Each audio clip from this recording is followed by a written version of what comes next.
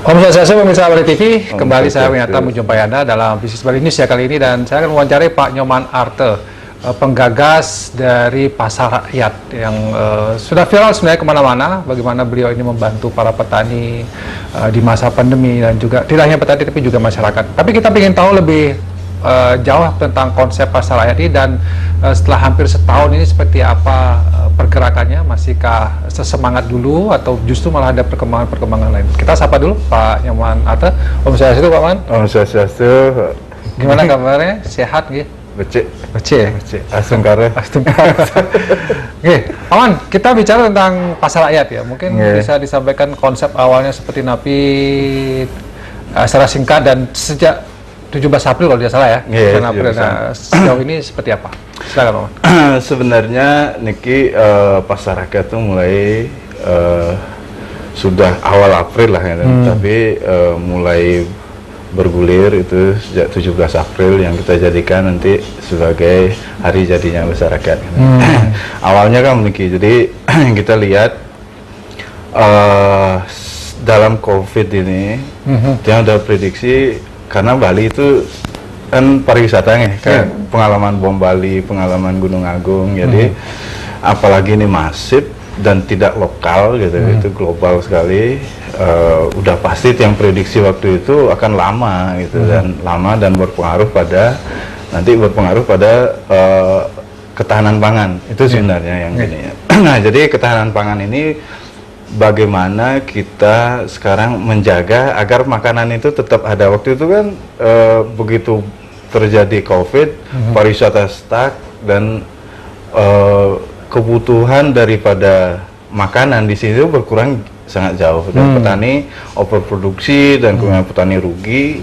Dan di sanalah kita melihat bahwa kalau ini petani rugi terus, mereka kan berhenti menanam gitu. Betul. Nah, jadi Pasar Rakyat adalah bagaimana upaya kami untuk waktu itu untuk menjaga agar hasil produksi petani itu, sayang kita nggak bisa seluruh Bali. Hasil produksi petani itu kita serap ya, kita beli, kemudian kita distribusikan dengan 3 cara. Yaitu, 1, kita jual dengan profit lewat online, bisa dilihat di page-nya Pasar Rakyat Bali, terus Instagram ada, terus kemudian website ada. Nah, jadi di sana orang bisa beli dengan profit gitu, dengan keuntungan normal lah. Ya, seperti ada keuntungan lah biasa ya, ada keuntungan ada di sana. Dan kemudian ada juga yang dijual untuk orang yang tidak memiliki banyak uang itu, tapi mereka masih memiliki uang. Nah, itu kita jual harga pokok deh gitu. Berapa dia punya uang bisa dibayar, terus diambil kebutuhan sesuai yang kebutuhan dia.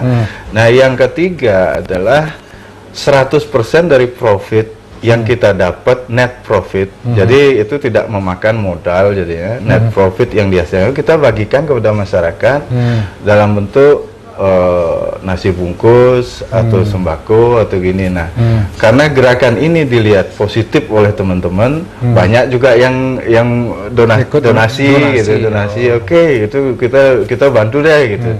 Nah, juga di websitenya Pasar Rakyat ini ada slot untuk donasi. Jadi ada yang 50.000, ada 10.000, ada 5.000, mereka bisa beli itu, dan mereka berarti bayar lebih lah untuk yang gini. Tapi mereka dapat barang ya Pak Man? Produk itu ada donasi berarti mereka membayar, nanti barang uang ini digunakan untuk membeli barang, dibagikan ke orang yang membutuhkan.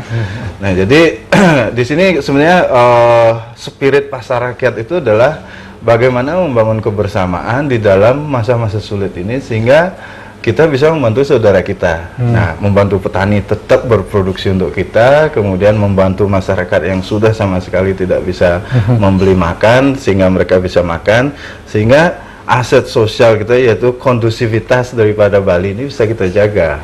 Gitu. Nah, ini kan spirit awalnya gitu. Baik, ini juga bagian kalau kita dari tadi kan ada yang dijual juga dengan dapat keuntungan lah, profit istilahnya gitu, berarti ya. Berarti ada unsur bisnis juga di sini. Tapi bisnis yang Pak Man kembangkan di Pasar Rakyat ini kan tidak pure sebagai murni bisnis. Nah, ini apa konsepnya di masa pandemi ini sebenarnya? Nah, gini, jadi di pandemi kan yang rentan, ada beberapa masyarakat ada yang Di setiap krisis itu ada winner, ada loser gitu. Nah, yang winner ini udahlah, mereka pasti ada gaining banyak, ada pendapatan, ada gini. Nah, yang loser ini banyak yang terdampak, kehilangan pekerjaan dan lain sebagainya. Dan di sini pasar rakyat memposisikan diri sebagai katalis sebenarnya dia. Kami sebagai katalis, jadi ini bisnis sosial yang berorientasi untuk menjaga ketahanan sosial, dan tapi kita juga tidak merugi gitu loh. Nah, ini prinsipnya, dan di dalam evolusi dari gerakan ini sampai saat ini kita karena kita melihat perkembangan yang terjadi ini, ini akan panjang lagi, ini mungkin apalagi ada strain baru ya. Betul. Ini akan panjang mungkin setahun. Kita prediksikan setahun kemarin, sekarang lagi tambah setahun gitu. Nah, mudah-mudahan nih bisa cepat berlalu. Jadi tapi selama itu belum berakhir, kita akan terus berusaha menjaga aset sosial di Bali khususnya dulu, sehingga paling tidak apa yang kami miliki bisa kami sumbangkan untuk meringankan beban masyarakat. Kami bukan akan menyelesaikan semua masalah gitu. Cuman kalau Tiang mau mengencourage atau mendorong saudara-saudara yang lain yang mampu melakukan hal yang sama, ayo kita lakukan hal yang sama. Jadi Niki, yang di dalam ilmu ekonomi ada yang disebut hibernasi ekonomi. Seperti kita meniru beruang kutub saat musim dingin. Jadi musim dingin beruang kutub itu kan kalau dia berburu nggak mungkin, pasti dia akan mati karena buruan nggak ada, saljunya tebal, dan kemudian mereka tinggal di dalam gua, tidak makan tidak minum. Bukan berarti manusia tidak makan tidak minum, tapi ekonomi atau bisnis ini bisa tidak mengambil atau menyimpan keuntungan dia selama COVID ini dan membagikan net profitnya dia kepada masyarakat untuk meringankan gitu. Kalau upaya banyak yang melakukan ini, udah kita masalah akan lebih ringan. Jadi, tidak menyelesaikan masalah, tapi masalah lebih ringan, masyarakat tidak panik, terus kemudian COVID bisa kita redam, karena sekarang kan kalau masyarakat tinggal di rumah dia nggak makan, nah kalau keluar dia kena COVID. Tapi kalau semua udah bisa makan, itu kan lebih ringan jadinya, lebih tenang. Mereka lebih tinggal di rumah dengan tenang, ya. Makan secukupnya gitu ya, karena ada yang menyediakan, ada bisa berbagi gitu ya, hibernasi ekonomi ya. Jadi konsep yang sebenarnya sangat tepat tuh di masa pandemi ini ya. Tapi sayang tidak ada yang melakukan itu ya, hanya Paman yang melakukan itu ya. Nggak, mungkin banyak yang ingin melakukan itu, cuman belum tahu bagaimana caranya. Ngiring bergabung sekarang, kalau kita ada masyarakat menawarkan hal seperti ini, Ngiring kita bergabung support secara. Artinya bahwa sistem ekonomi bisnis yang kita kembangkan di masa pandemi tidak bisa sama dengan masa normal. Betul.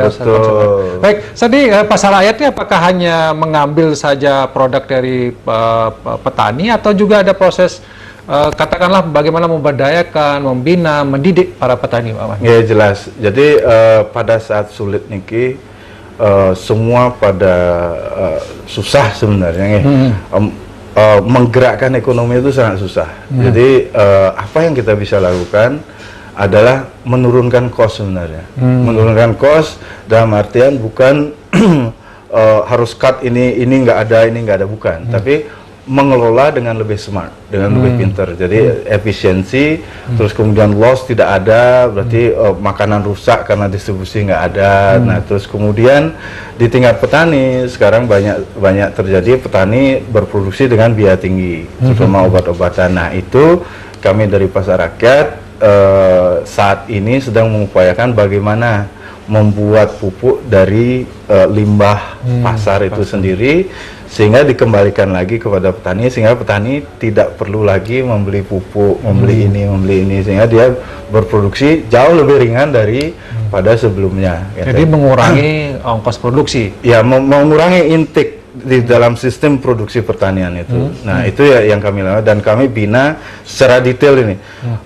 Manajemen waktu petani kita bantu bagaimana mereka harus bekerja di kebun, kemudian desain kebun, terus kemudian bagaimana menanam dengan lebih baik, bagaimana gelitik seperti penglingsir dumun gitu kan. Penglingsir dumun kan sebelum ada pestisida, sebelum ada pupuk buatan itu kan beliau buat sendiri. Nah, kenapa sekarang mungkin kita pun bisa melakukan hal seperti itu.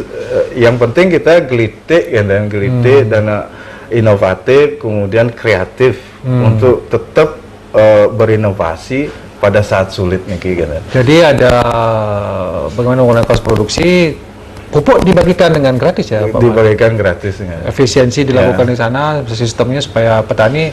Nah itu untuk menghasilkan produk yang memiliki harga yang bersaing, tapi kualitasnya bisa bagus gitu ya Pak? Kualitas bagus. Nah itulah makanya di manajemen kita harapkan ini bisa petani belajar banyak, kita juga belajar banyak, semua orang harus belajar. Niki COVID kalau tiang bilang di samping dia itu adalah wabah, beliau juga maha guru sebenarnya.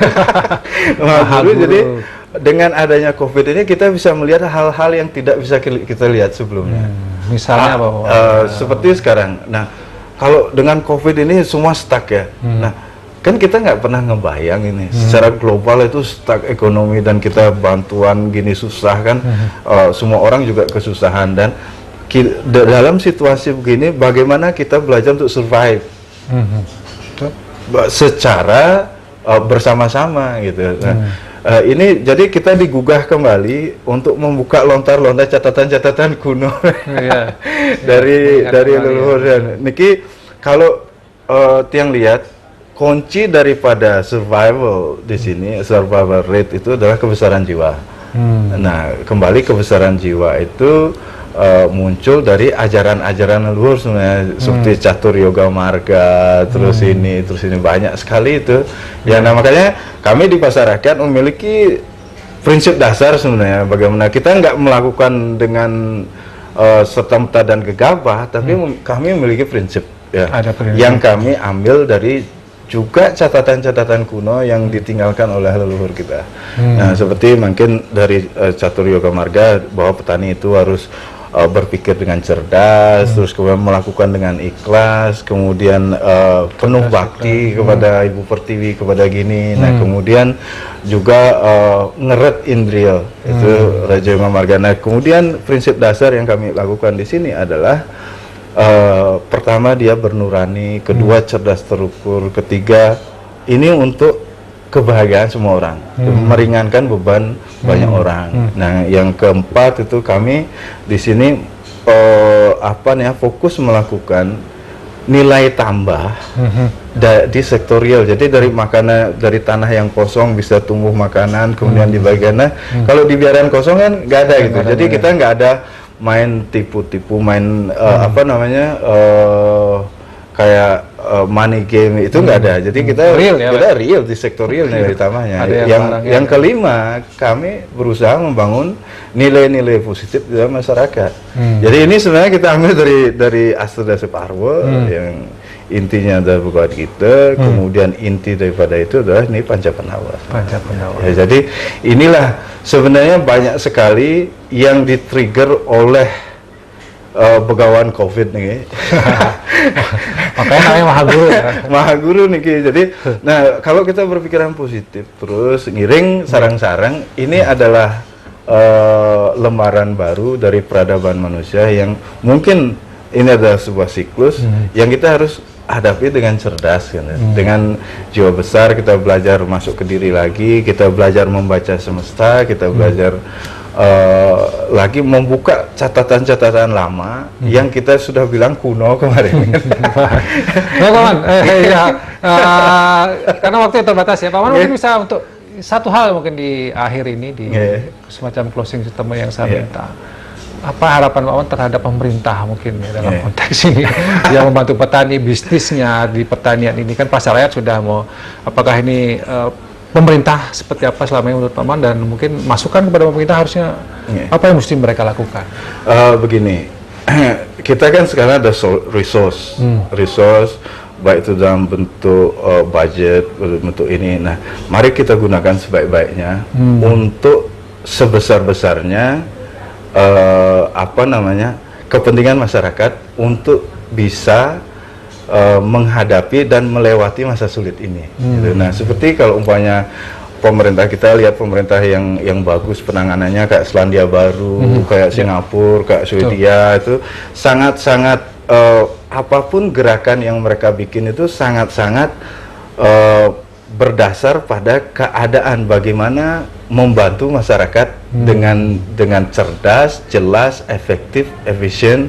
Kemudian itu impact-nya itu luar biasa, dan itu kita bisa belajar dari mereka bagaimana mereka melakukan semua itu. Itu sudah ada sampling dan tidak susah. Sekarang hanya goodwill aja. Goodwill. Ngiring goodwill aja. Itu kalau kita sudah semua berpikir seperti itu, ini memang harus terjadi. Tapi kalau kita cerdas menanganinya, terus kemudian kita lihat apa yang dilakukan oleh orang lain, yang mana yang terbaik, itu kita ambil dan kita tiru. Baik. Jangan mau menginvent atau menemukan hal baru lagi yang padahal itu sudah ada jelas-jelas. Oh, ini pemerintahnya ini begini, dengan fund yang terbatas yang ada pada kita, apa yang terbaik kita bisa lakukan. Baik, terima kasih Pak Manata atas waktunya, penggagas dan penggerak dari Pasar Rakyat ya, yang walaupun pasar sebenarnya namanya, tapi tidak melulu soal bisnis Pak Man ya, tapi ada nilai-nilai yang juga ditanamkan, bagaimana memberdayakan petani dan bisnis hibernasi ekonomi ya. Tepat itu yang harusnya bisa dilaksanakan dalam situasi seperti ini. Tapi ya mudah-mudahan pemerintah juga bisa melakukan hal yang serupa, yang bisa mengilhami masyarakat untuk bertahan di masa pandemi COVID ini, tidak menimbulkan kepanikan ya. Dan kita siap bekerja sama dengan pemerintah. Kalau memang ada gowe, kita bisa, dan banyak sekali hal yang kita bisa share sebenarnya. Baik. Gitu. Asal mau mendengar ya. Nah, ini pesan. Baik, terima kasih Pak Man, dan terima kasih pemirsa Bali TV. Demikian bisnis Bali News kali ini. Saya ucapkan terima kasih. Saya dulu dengan Perma Santi. Om Santi. Om. Kita pakai masker lagi.